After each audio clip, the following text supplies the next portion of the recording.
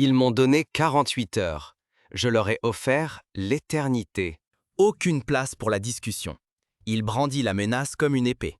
Vous avez 48 heures pour revenir sur votre décision, sinon. Le message est clair, aussi tranchant qu'une lame. Mais le silence, lui, s'installe, épais comme une armure invisible. Dans ce bureau, deux mondes s'opposent. Celui qui croit tout contrôler par la peur et celui qui n'a plus rien à perdre, sinon sa dignité. Pourtant, cette fois-ci, aucune panique. Pas de supplication, pas de compromis recherché à la dernière minute. Non, cette fois, rien que le silence. Un silence lourd, insupportable pour ceux qui croyaient encore tenir les ficelles. Ce silence, c'est une réponse, une posture, un défi.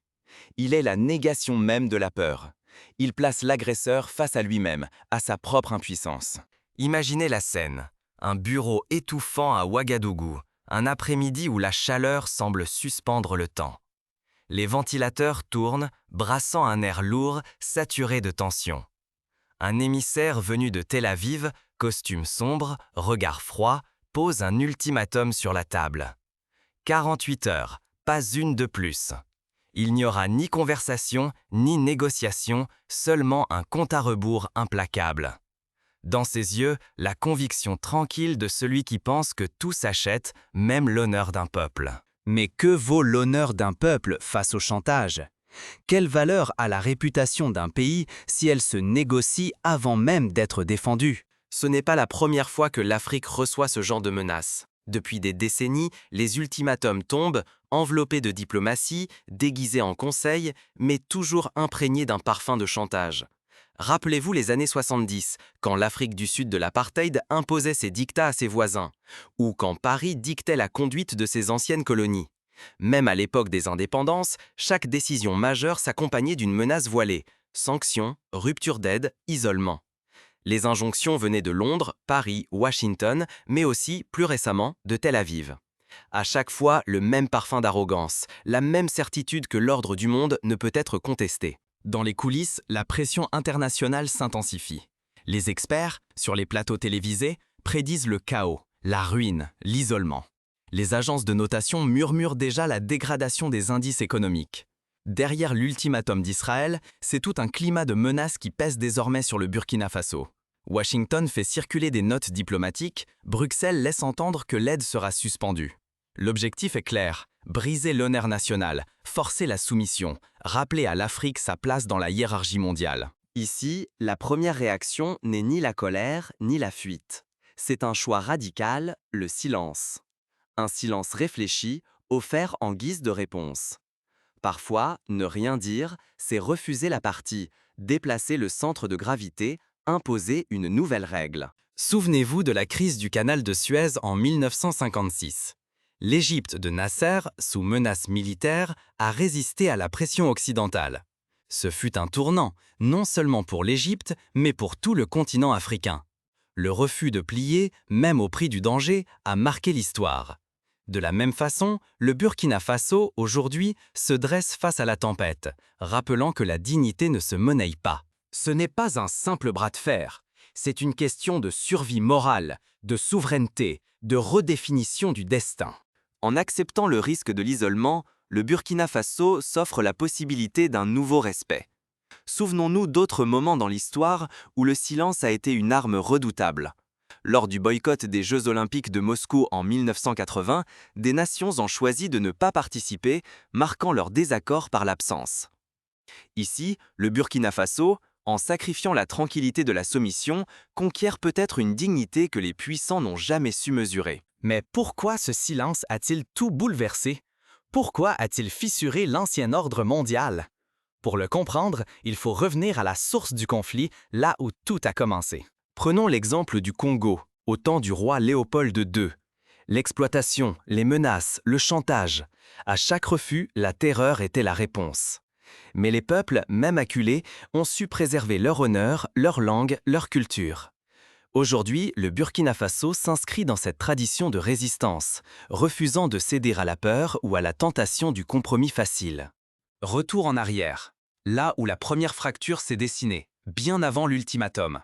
Depuis des siècles, les colonisateurs dictent leurs délais et imposent leur volonté. L'Afrique, elle, encaisse, survit, se relève.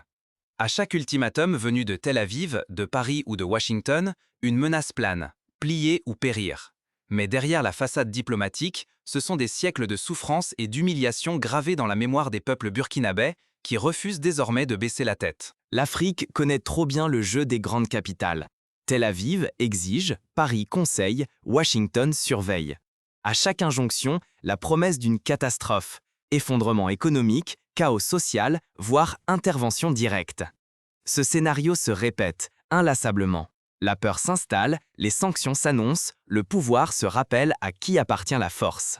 Pourquoi, cette fois-ci, le refus prend-il un tour si explosif? Parce qu'il brise la tradition du compromis, cette habitude de choisir le moindre mal pour limiter les dégâts.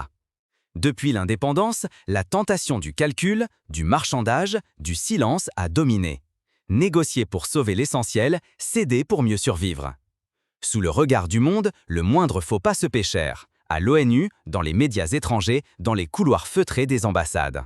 Pour comprendre la portée de ce refus, rappelons-nous de la Chine des années 50. Face à l'embargo occidental, elle a accepté l'isolement pour préserver sa souveraineté. Ce choix douloureux a permis, des décennies plus tard, une renaissance spectaculaire. Le Burkina Faso, aujourd'hui, fait un choix similaire, risquer l'isolement pour préserver l'essentiel. Or, ce refus ne relève pas du simple caprice politique. Il plonge ses racines dans la terre sanglante du Burkina Faso. Révoltes paysannes écrasées, richesses pillées, accords signés sous la contrainte. Il y a la sueur des cultivateurs, le sang des martyrs, les prières muettes des mères qui n'ont jamais cédé. Quand tout a été arraché, la dignité devient la dernière défense.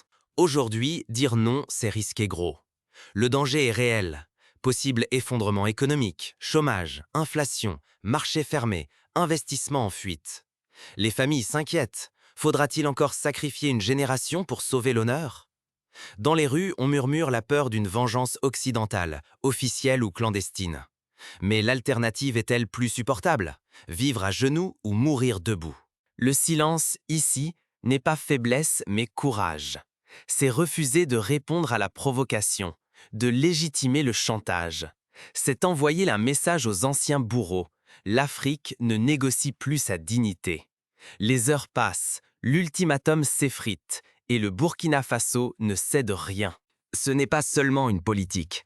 C'est une ligne rouge, tracée avec le sang de l'innocence, qui divise l'avant de l'après. Mais ce refus n'est qu'un début. Il va provoquer des réactions en chaîne, à l'intérieur comme à l'extérieur du pays.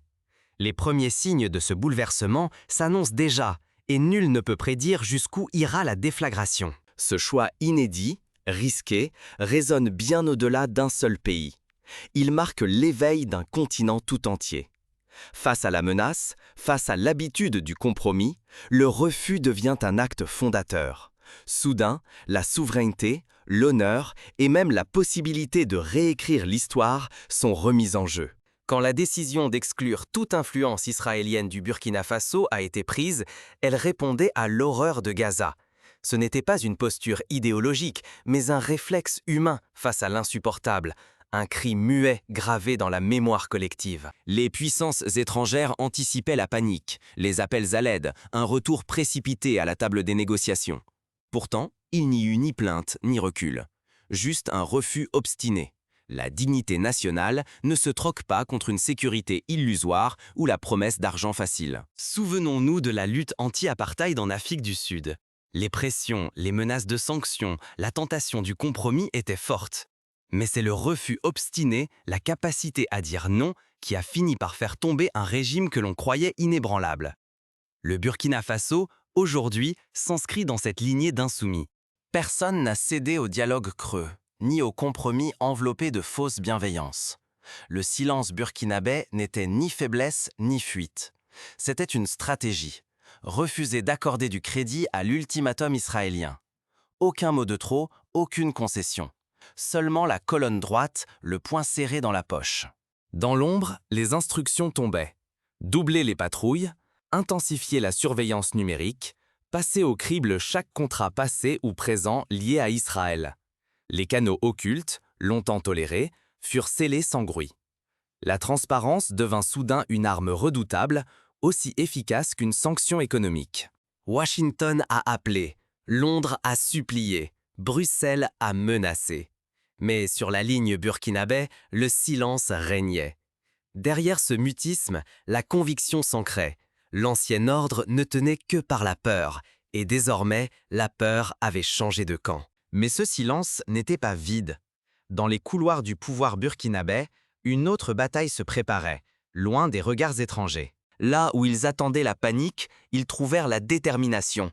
Là où ils espéraient le chaos, ils découvrirent un pays soudé, prêt à tout risquer. L'économie, la stabilité, la place sur la scène mondiale. Ce refus mettait tout en jeu. Mais s'il tenait, le Burkina Faso deviendrait le symbole d'un continent qui ose dire non et, pour la première fois, dicte ses propres règles. L'attente s'éternisa. Les heures s'étirèrent. 1 jour, 2 jours, puis 3. Bientôt, le doute s'installa chez ceux qui se croyaient maîtres du jeu. Ils avaient l'habitude d'ordonner, non de supplier. Brusquement, leur puissance apparente vacilla, suspendue à une réponse qui ne viendrait jamais. Ils s'attendaient au chaos. Mais c'est un éveil qui a balayé le Burkina Faso et, par ricochet, tout le continent. Quand le pays a choisi le silence face à l'ultimatum, ce fut moins l'isolement que la surprise. Personne n'avait anticipé cette onde de choc. En moins d'une semaine, la décision burkinabé se propage. À Bamako, Niamey, Conakry, N'Djamena, Dakar, Accra, les gouvernements observent. Le refus apaise les peurs et pose une question simple. Et si nous pouvions, nous aussi, dire non? Soudain, la peur n'est plus la règle. La désobéissance n'est plus une folie, mais une option. Une prise de conscience traverse l'Afrique. Personne ne détient le monopole du courage. Pour la première fois depuis des décennies, le silence d'un peuple pèse plus que tous les discours des puissants. Ceux qui menacent, qui imposent, sentent leur pouvoir vaciller. Ce refus agit comme un miroir. Ils n'y voient plus la crainte, mais leur propre impuissance. Dans les rues, dans les écoles, dans les ateliers d'artistes, une autre dynamique émerge. On parle de dignité retrouvée. La jeunesse rêve d'un avenir où elle ne sera plus sommée de choisir entre exil et survie. Les entrepreneurs créent des coopératives, investissent localement, développent des applications pensées pour l'Afrique par des Africains. Les artistes s'emparent du moment. Ils chantent la Renaissance, peignent l'espoir, racontent une Afrique qui n'en dire plus, mais invente. On redécouvre l'estime de soi, on célèbre la fierté d'appartenir à un continent qui se lève, sans attendre la permission de quiconque. Mais un réveil n'est jamais sans ennemis. Ceux qui perdent leurs privilèges ne restent pas sans réaction. Les effets s'étendent à l'économie. La production agricole progresse, les coopératives se multiplient, l'innovation numérique explose. Le déclic est palpable. Ce refus n'a pas fermé de porte, il en a ouvert des milliers. L'Afrique se retrouve à la croisée des chemins, rester captive des anciens schémas ou entrer dans une ère de souveraineté et de prospérité partagée. Le risque est grand, mais l'opportunité l'est davantage. La véritable victoire ne réside pas uniquement dans la résistance, mais dans la capacité à bâtir après la tempête. Réécrire l'histoire nationale et continentale devient un acte fondamental. Il ne s'agit pas d'oublier les blessures du passé, mais de transmettre, avec fierté, le récit de celles et ceux qui ont refusé de plier. Enseigner à nos enfants que leur identité n'est ni un prétexte ni une faiblesse, mais bien la source d'un courage nouveau. Ce courage, c'est le secret de toute renaissance. L'héritage le plus précieux que nous puissions offrir n'est pas la peur. Il est temps de rejeter ce sentiment, transmis trop longtemps de génération en génération. Choisir d'incarner le courage, c'est apprendre à dire non, sans haine, mais avec résolution. Le courage, c'est agir pour le bien commun, même lorsque le monde entier retient son souffle, guettant notre chute. Si l'Afrique veut transformer cet élan de refus en une révolution durable, il lui faut d'abord réinventer la souveraineté. Cela commence par investir dans ses propres ressources, la terre, l'eau, la jeunesse, les talents. Nous ne pouvons plus attendre que d'autres fixent la valeur de notre or ou la portée de nos idées. La souveraineté, c'est aussi croire en la créativité de nos enfants, encourager l'innovation chez nous et financer ce qui fait grandir nos sociétés. Pour rendre le changement réel, il faut forger des alliances sur de nouvelles fondations. Plus question d'accepter des partenariats qui perpétuent la dépendance. Désormais, chaque main tendue devra être celle d'un égal. prêts à partager, à respecter, à bâtir sans dominer. L'égalité doit remplacer la soumission dans chaque accord, chaque échange, chaque projet. Manquer ce moment, ce serait rouvrir la porte à l'ancien ordre. Le saisir, c'est garantir à l'Afrique sa place dans l'histoire, non comme victime, mais comme force qui inspire et dérange le monde. Mais l'éveil ne se limite pas à des mots ou des intentions. Il impose des choix douloureux, des ruptures irréversibles, et révèle qui est vraiment prêt à payer le prix de la liberté. Ils ont donné 48 heures. Nous avons offert l'éternité. Il faut aussi préparer la génération suivante. Les filles et les garçons d'aujourd'hui affronteront de nouveaux ultimatums, de nouvelles tempêtes. Mais si nous les armons que dignité, de lucidité, de confiance, ils feront face sans baisser la tête. La véritable libération ne s'accomplit pas en un jour, mais dans la capacité à transmettre à chaque enfant le goût d'une vie qui ne s'achète pas. Transformer l'éducation, la culture et l'économie à l'échelle locale, c'est rendre ce nouveau paradigme irréversible. Une école qui enseigne la dignité, une économie qui valorise l'effort, une culture qui célèbre la résistance, voilà les racines d'un avenir différent. Quand les solutions émergent de nos villages, de nos villes, quand les savoir-faire renaissent là où tout semblait figé, nul ne pourra effacer ce progrès. Chaque seconde sans capitulation n'appartient plus à ceux qui menacent, mais à ceux qui résistent. L'ultimatum israélien n'était qu'un sablier inversé. Le temps, au lieu d'être l'arme de l'oppresseur, est devenu l'allié de la liberté. Suspendre cette attente, c'était priver le chantage de sa puissance. Dans le silence, le monde entier a entendu non pas l'absence de peur, mais la force d'une volonté inébranlable. Le Burkina Faso n'a pas seulement rejeté un ultimatum, il a redéfini la dignité politique. Ce silence, choisi et assumé, a fait vaciller davantage que 1000 discours et rappelé que la souveraineté n'est pas négociable. Refuser n'est pas un geste isolé. C'est un message limpide, une boussole pour tous ceux qui rêvent d'un autre rapport de force. Ce qui s'est joué ici dépasse le Burkina Faso. C'est une invitation à rompre avec les dépendances, à briser la chaîne des compromis qui étranglent les peuples depuis des générations. Chaque nation, chaque citoyen porte la capacité de dire non. Refuser la soumission, non par la violence, mais par la clarté du refus. Là réside la véritable puissance. Choisir ce que l'on accepte, rejeter ce qui bafoue la dignité. Par cet acte, offrir la preuve au monde que la transformation n'attend pas l'aval des puissants. La boucle se referme. Mais l'histoire, elle, ne fait que commencer. Pourtant, ce moment est fragile. Laisser passer cette opportunité, c'est risquer de retomber dans l'engourdissement, de céder à la facilité.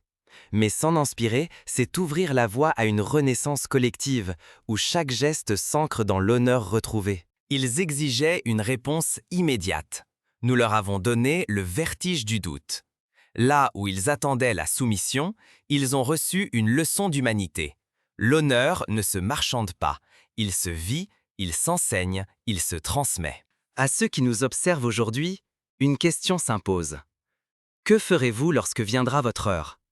Suivrez-vous l'exemple du silence qui refuse l'humiliation? Ou laisserez-vous, encore une fois, s'échapper le souffle de votre souveraineté? Troisièmement, renforcer les médias indépendants. Trop souvent, la parole africaine est filtrée, déformée ou censurée. Soutenir les radios communautaires, les plateformes numériques gérées localement, permet de raconter l'histoire avec nos mots, de fixer l'agenda sans attendre la validation extérieure. Deuxièmement, soutenir les initiatives locales. Que chaque village, chaque quartier devienne un laboratoire d'innovation, où l'on expérimente des solutions adaptées à nos réalités. Cela peut passer par la création de banques communautaires, le lancement de réseaux de troc ou le développement d'énergies renouvelables à l'échelle artisanale. Pour tous ceux qui cherchent à transformer la révolte en renaissance, quelques étapes concrètes s'imposent. Premièrement, il faut repenser l'éducation. Intégrer dans chaque programme scolaire les histoires de résistance africaine.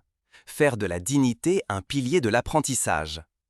Organiser des concours de débat où l'on apprend à dire non avec élégance, à défendre ses convictions sans agressivité, mais avec fermeté. Quatrièmement, bâtir des alliances sud-sud solides. L'Amérique latine, l'Asie du Sud-Est, l'Océanie ont connu des parcours similaires. S'inspirer des expériences du Brésil de Lula, de l'Inde post-coloniale ou du Vietnam après la guerre, c'est enrichir notre projet d'une solidarité universelle. Le Burkina Faso n'est pas condamné à subir. Il peut, à chaque étape, choisir la voie de l'autonomie, du partage et de la dignité. Ce n'est pas facile, ce n'est pas rapide, mais chaque pas compte. Cinquièmement, investir dans la culture. Les cinéastes, les écrivains, les peintres doivent s'emparer de ce moment pour produire des œuvres qui racontent la résistance, la créativité, la joie d'être soi. Organiser des festivals panafricains, créer des résidences d'artistes, soutenir les langues locales, voilà comment s'enraciner dans une identité fière et ouverte. Enfin, ne jamais négliger la force du dialogue intergénérationnel. Les anciens détiennent la mémoire des luttes, les jeunes portent l'énergie du changement. Organiser des forums de discussion, des ateliers de transmission, c'est permettre à la sagesse et à l'audace de se rencontrer, pour construire ensemble un avenir plus libre. En observant les peuples qui ont su transformer une crise en opportunité, nous voyons que la clé réside dans la capacité à transformer la souffrance en énergie créative. L'Irlande, après des siècles d'oppression, a su bâtir une économie dynamique en s'appuyant sur son identité, sa diaspora et l'éducation. De même, le Rwanda, après la tragédie du génocide, a choisi la réconciliation, l'innovation et la rigueur. Ainsi, face aux prochains ultimatums, souvenez-vous, ils donneront toujours 48 heures. Mais nous avons l'éternité. Aujourd'hui, chaque Burkinabé, chaque Africain, chaque être humain épris de justice peut s'inspirer de ce silence. Pas un silence de faiblesse, mais un silence qui dit « Je suis debout, je ne me rends pas ». À ceux qui disent que ce n'est qu'un rêve, rappelons que les grandes révolutions ont toujours commencé par un refus. Ce fut le cas du Mahatma Gandhi en Inde, de Nelson Mandela en Afrique du Sud, de Patrice Lumumba au Congo. Tous ont commencé par dire non, par refuser l'inacceptable. L'histoire ne s'arrête pas là. Elle s'ouvre, puissante, sur un avenir que nous avons enfin choisi d'écrire nous-mêmes. Et cette éternité, c'est la promesse que, tant que le souffle de la dignité animera nos peuples, aucune menace, aucun chantage, aucune puissance ne pourra jamais nous faire plier.